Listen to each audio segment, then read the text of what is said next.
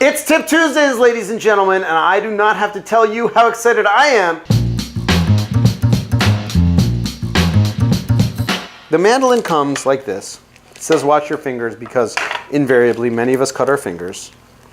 We're literally going to just open it up and take their 3 sizes of blade. These guys are about 30 bucks. There are expensive alternatives. There's a French one that's hundreds of dollars. There are lots of different gimmicky types. This guy is a Japanese mandolin, it's called. It comes with 3 blades. Generally speaking, we almost only use the middle-sized blade. I don't throw the other ones away, but I very, very rarely use them. Store those to the side. The way you use this is you just unscrew the nuts on the side. You drop this julienne blade in, and you tighten them. Make sure it's all the way down, not too tight. You can unscrew this, which is going to adjust the thickness of the slice. I'm going to unscrew it all the way, completely thick.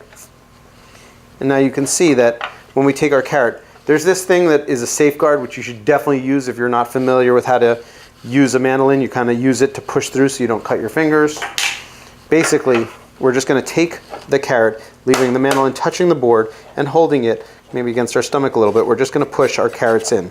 And you can see that the carrot slices through, and underneath, it slices it into perfect little julienne. So, you know, when you go to a restaurant and they've got all those vegetables that are perfectly cut and you're literally sitting there like, bro, who cut all those vegetables for hours? It's possible that they actually just took a couple minutes. Look at that. I get down to this piece where it's a little bit scary. I can use this little pusher piece to just slide it through with no fear that I'm going to cut my fingers.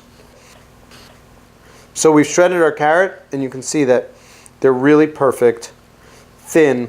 That is exactly the size of kind of little matchstick julienne. Really kind of gorgeous.